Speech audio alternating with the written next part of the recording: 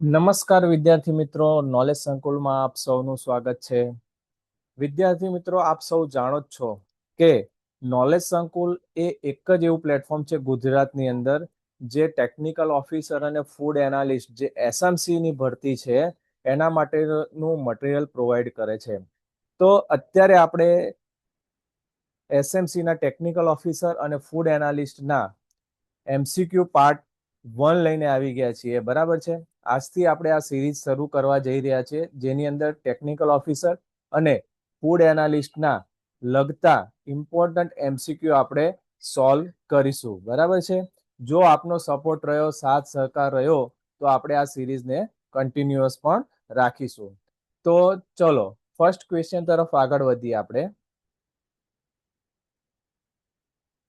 Technically, carbohydrates are defined as polyhydroxyaldehydes or ketones. Which of the following is an example of an aldohexose and a ketohexose respectively? Option છે A fructose and glucose, option B છે glucose and fructose, option C છે galactose and ribose, option D છે ઝાયલોઝ and galactose. તો આ ચારમાંથી કયો option સાચો હશે? તેનો સાચો જવાબ છે વિદ્યાર્થી મિત્રો option B, glucose and fructose. કેમ ગ્લુકોઝ અને ફ્રુક્ટોઝ સાચો જવાબ છે? નીચે તમને અહીંયા એક્સપ્લેનેશન પણ આપેલું છે. તો glucose is an aldohexose while fructose is a ketohexose. Okay, they share the same formula C6H12O6 but differ in structure.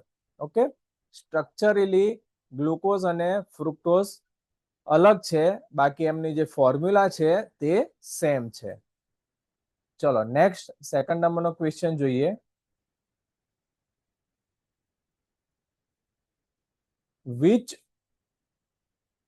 Which of the following carbohydrates categories is specifically associated with flatulence in human due to the lack of specific digestive enzyme?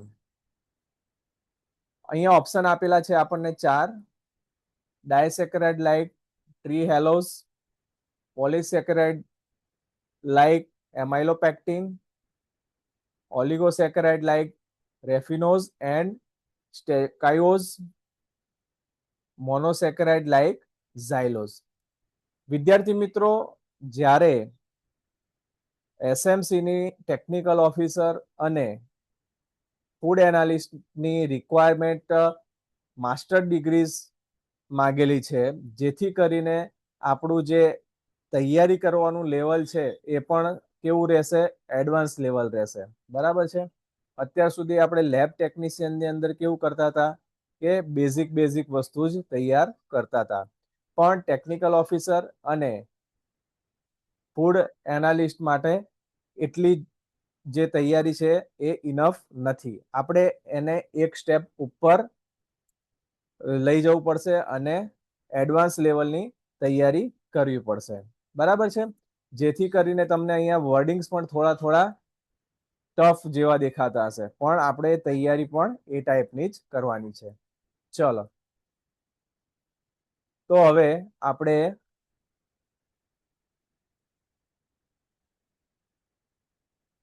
આનો સાચો જવાબ શું છે વિદ્યાર્થી મિત્રો એ જોઈ લઈએ.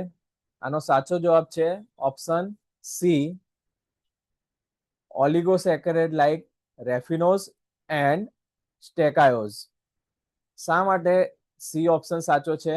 તો ઓલિગોસેકેરાઇડ 3 થી 10 યુનિટ ધરાવે છે, such as raffinose, stachyose and verbascose are not digested by human enzyme and are fermented by bacteria in the large intestine causing gas. Okay, ચલો નેક્સ્ટ થર્ડ નંબરનો ક્વેશ્ચન જોઈ લઈએ. In the structural architecture of starch, which type of leakage is responsible for the branching point in amylopectin? અહીં આપણને 4 option આપેલા છે. Alpha 1 four glycosidic bond, option B છે beta 1 four glycosidic bond, option C છે alpha 1 6 glycosidic bond કે beta 1 6 glycosidic bond.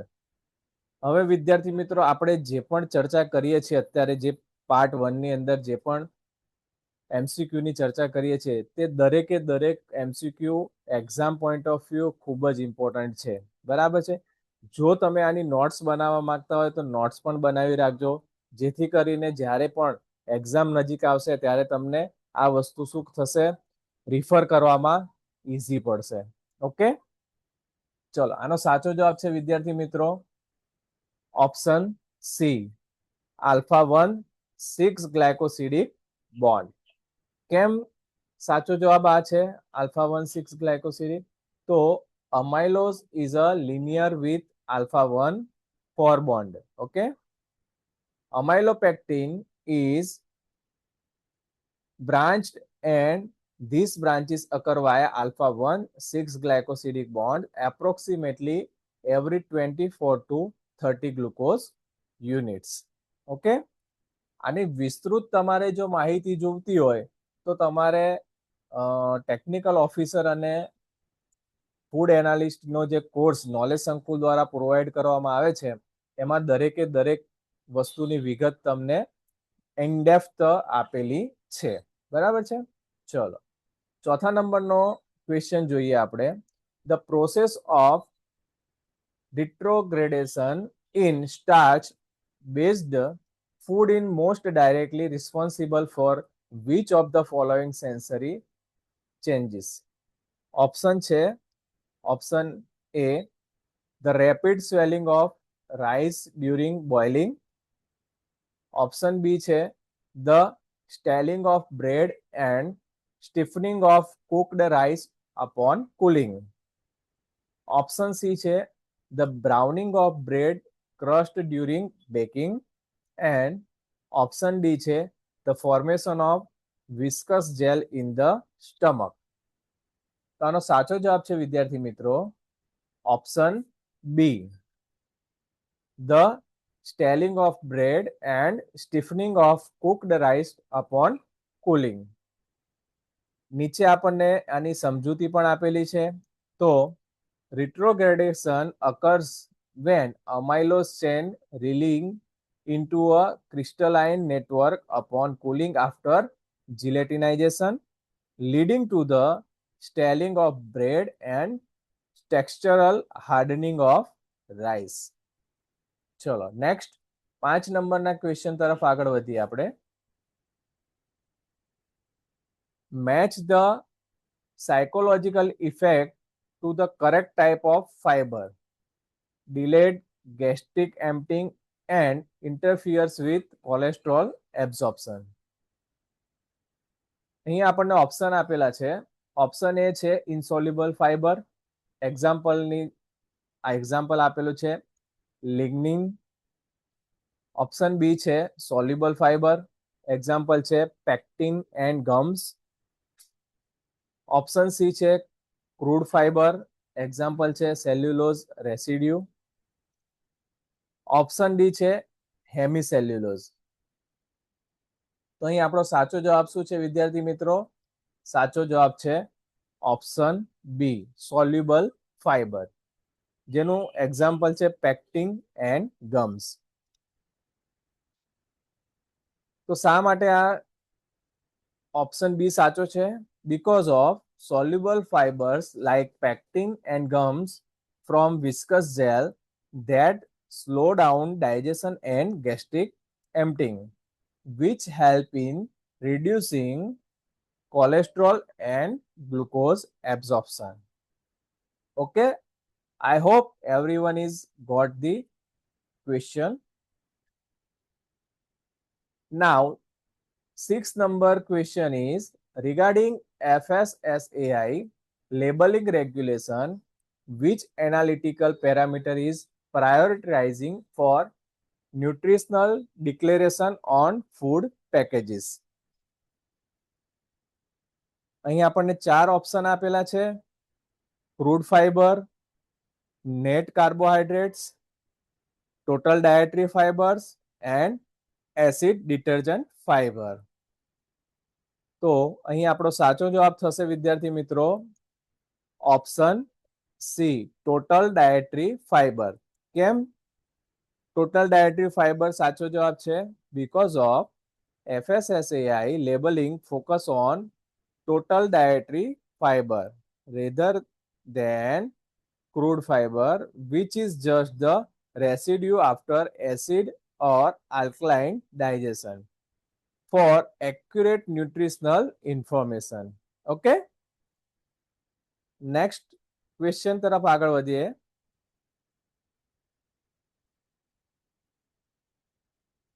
7મા નંબરનો question છે: The Maillard reaction, while essential for flavor, can lead to the formation of which undesirable, potentially carcinogenic compound in fried or roasted food?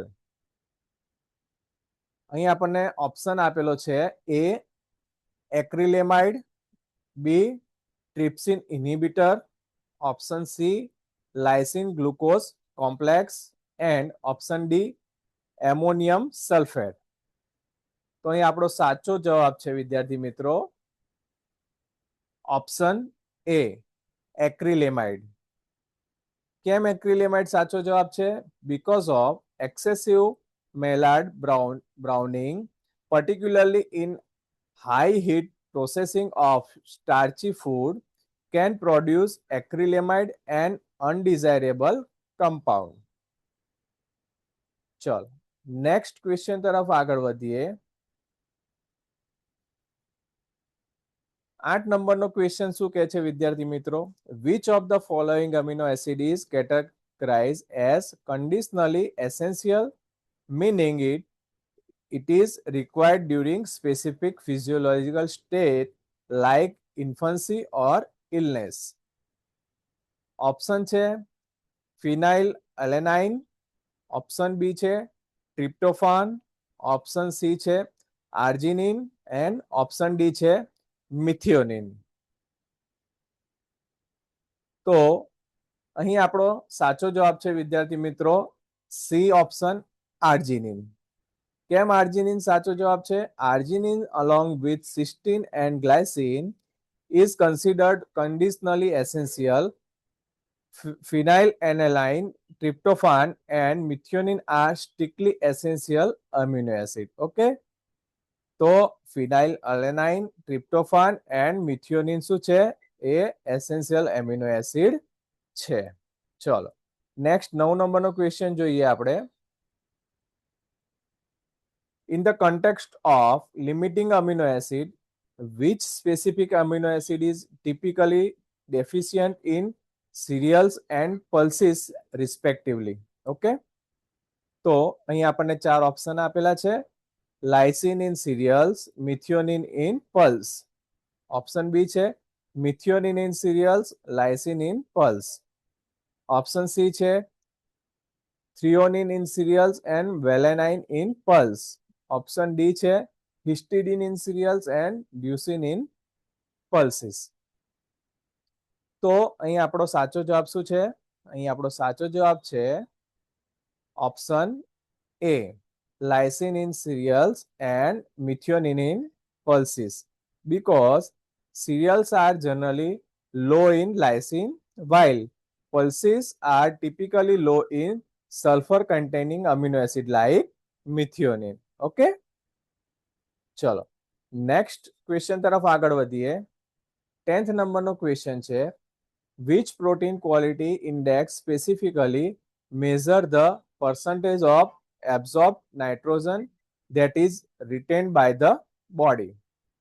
Option છે net protein utilization NPU, option B છે biological value BV, option C છે protein efficiency ratio PER and option D છે PD CAS.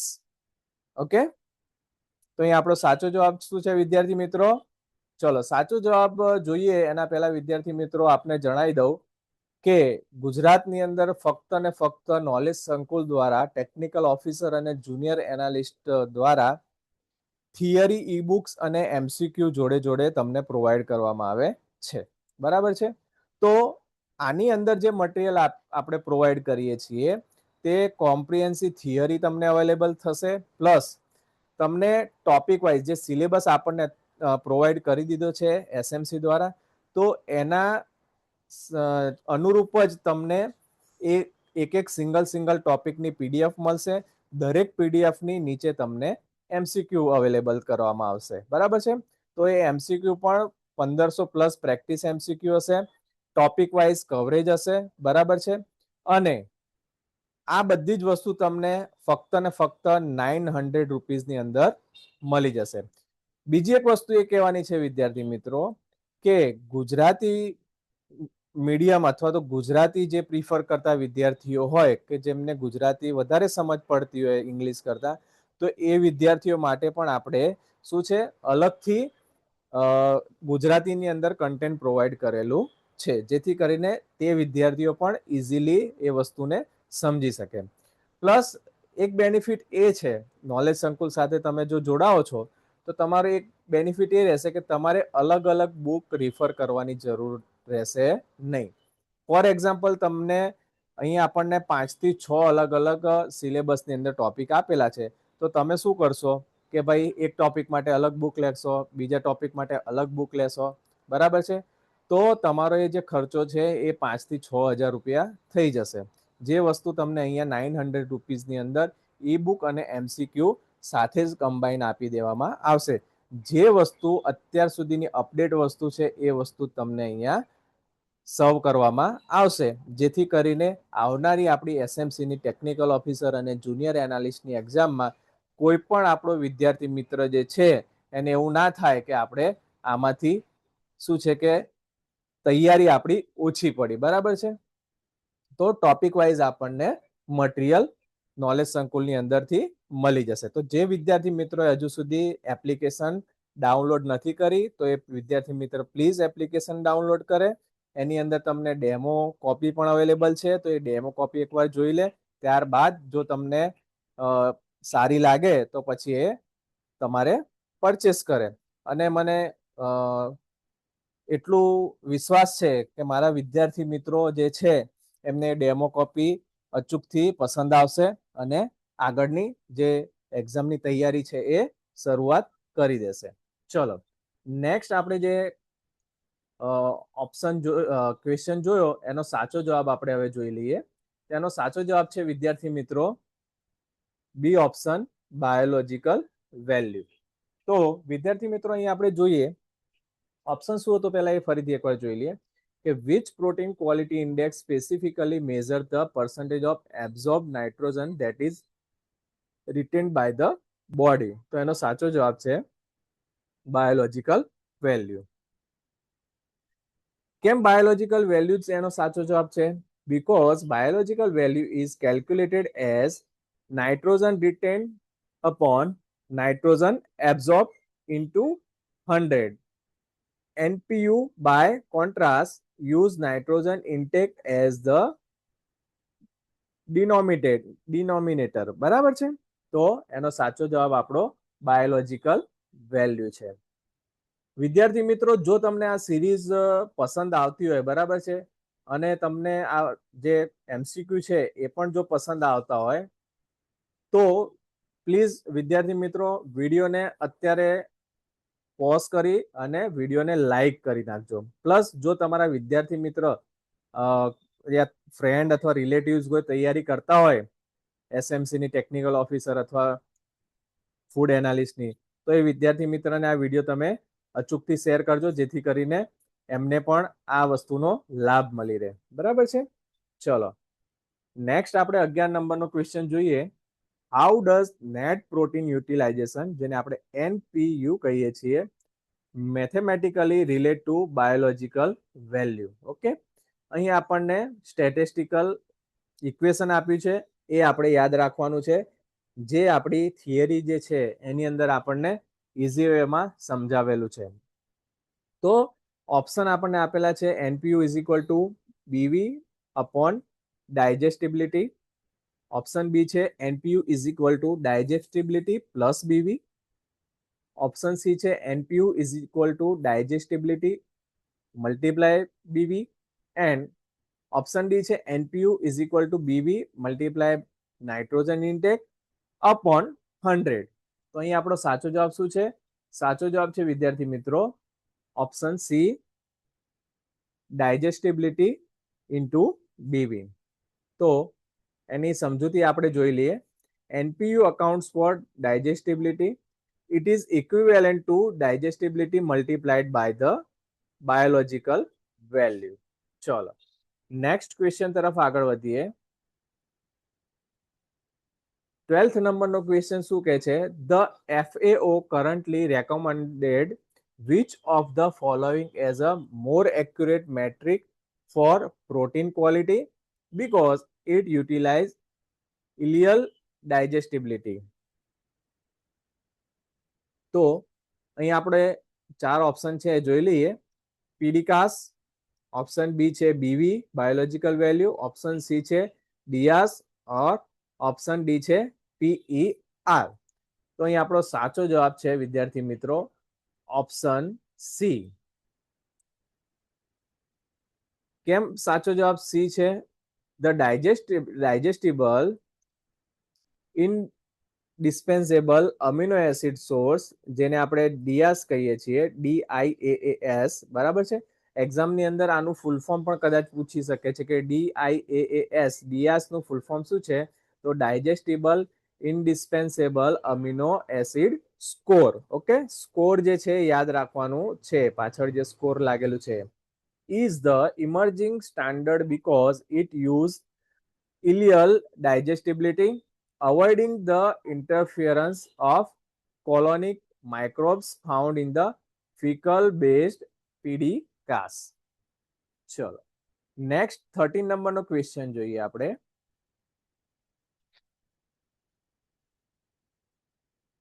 In the Geldal method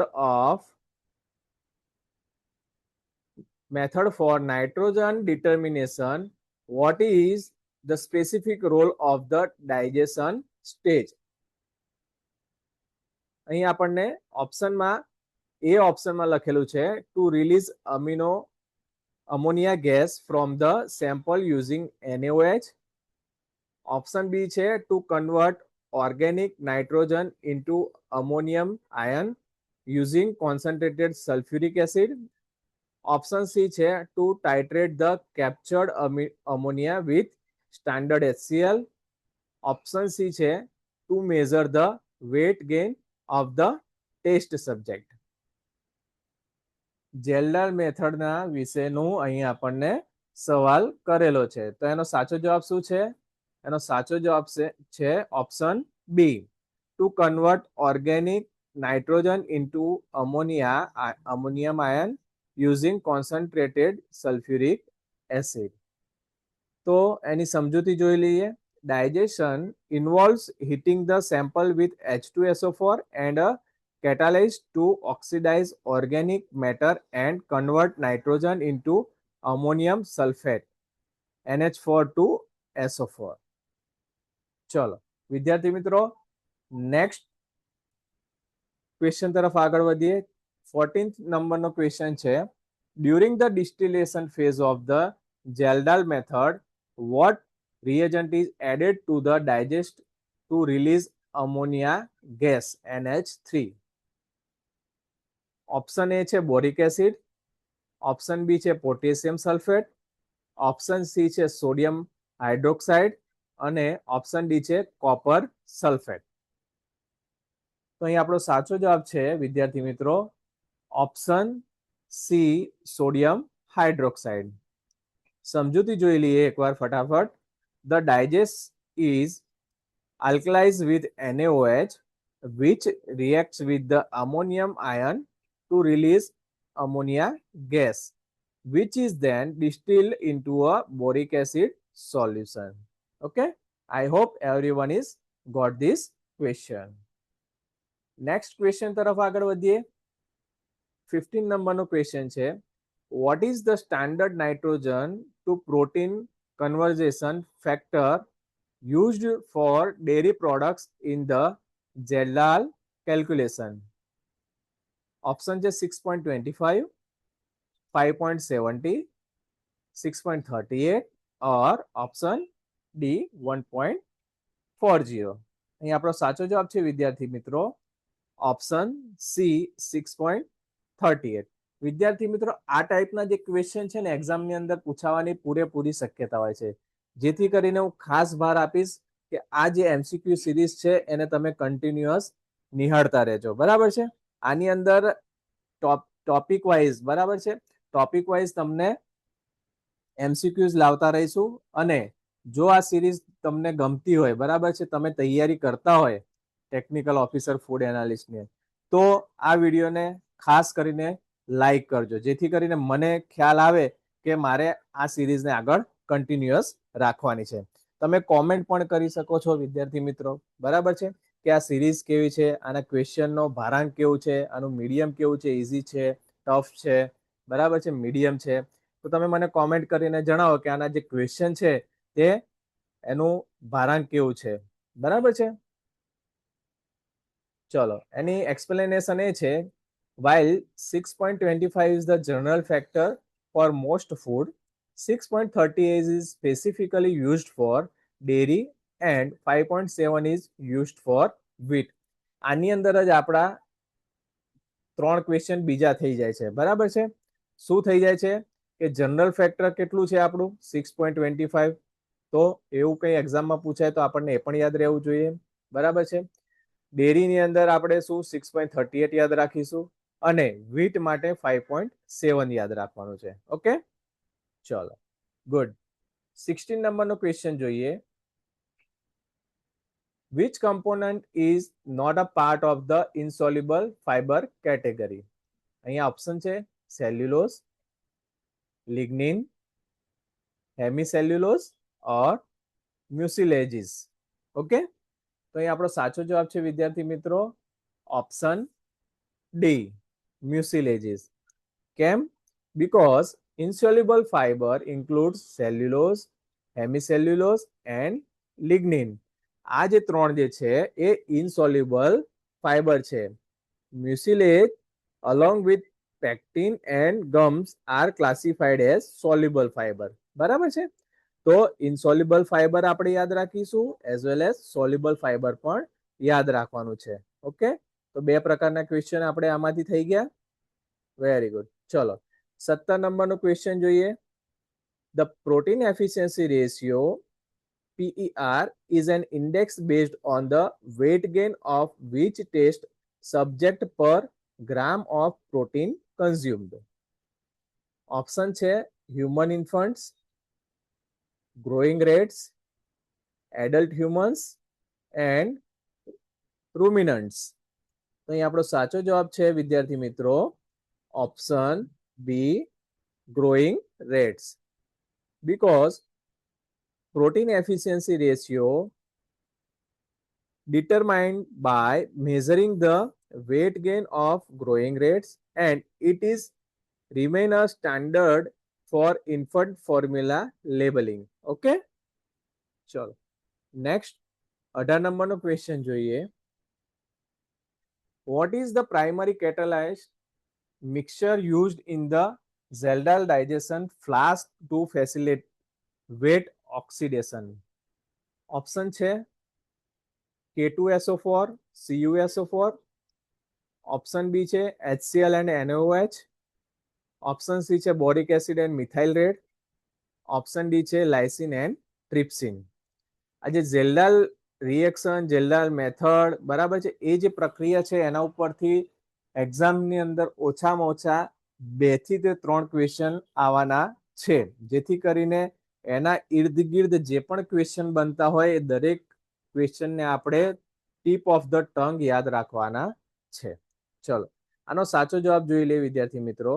આનો સાચો જવાબ છે option A K2SO4 and CuSO4, જેને આપણે potassium sulphate it used to raise the boiling point and copper sulfate act as the catalyst during the digestion stage with H2SO4. Most important question છે, એક્ઝામની અંદર પૂછાવાના પૂરેપૂરા ચાન્સીસ છે.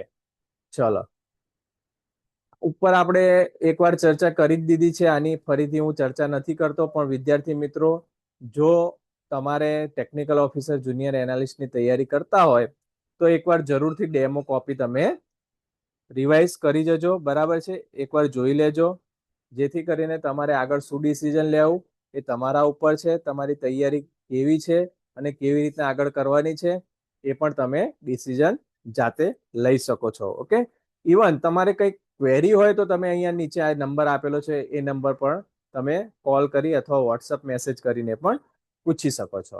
ચલો next, 19 નંબરનો question છે, soybean contain which anti nutritional factor that can lead to pancreatic hypertrophy if not inactivated by heat.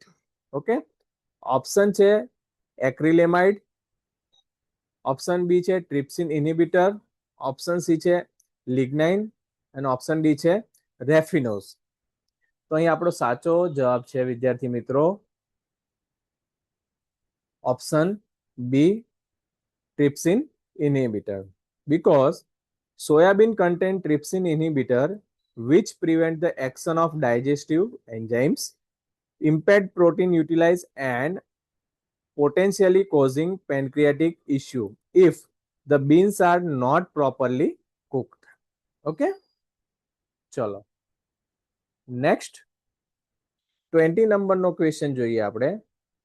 In the Gellal titration formula, percentage protein is equal to 1.401 into volume of acid into normality into F upon sample weight.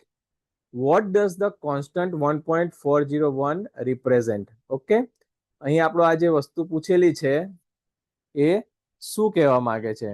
તો the density of sulfuric acid, the atomic weight of nitrogen adjusted for the milli-equivalent factor. Option C છે the percentage of nitrogen in pure protein.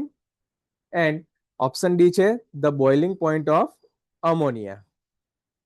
તો આનો સાચો જવાબ શું છે વિદ્યાર્થી મિત્રો? 1.401 તે છે option B, the atomic weight of nitrogen adjusted for the milli-equivalent factors. કેમ? Because the factor 1.401 is derived from the atomic weight of nitrogen and is used to calculate the amount of nitrogen corresponding to the volume of acid using titration.